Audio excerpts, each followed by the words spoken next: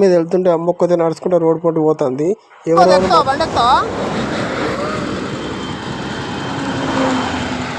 పాపం ఎవరో అమ్మ రోడ్ పొంటి పోతారు. మదర్చిన కూడా మాట్లాడుతున్నారు.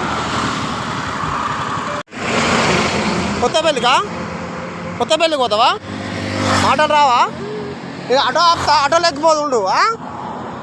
ఆటోలో ఎక్కిపోదు. ఆటో ఆపుతా.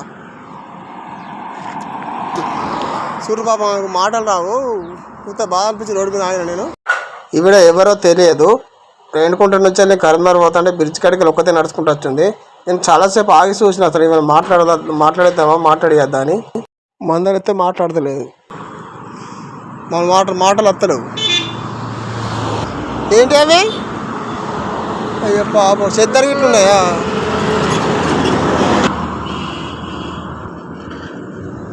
ఏ ఊరు మీద ఏనం కత్తాను? ఏ ఊరు? నేనైతే పాపం ఏమైనా కొత్త రేణుకుంట బ్రిడ్జ్ మీదకి వెళ్ళి కొత్త పిల్లకి అయితే పంపిస్తాను. పాపం దేవుంది ఆమె ఎక్కడికి వెళ్తుందో నాకు తెలియదు. ఎవరైనా తెలిసిన వాళ్ళు ఉంటే పాపం ఏమైనా తీసుకోపోగలరు. ఆటో అయితే వస్తుంది దానంగా.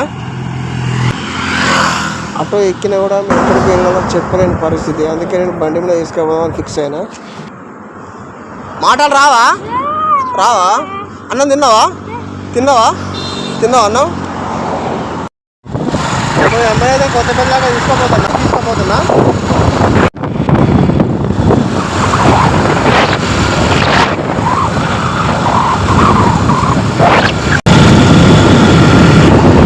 పాపం సాయంత్రం కూడా రోజులు మంచిగా లేవు. అందుకే ఆమె తీసుకెళ్తున్నా.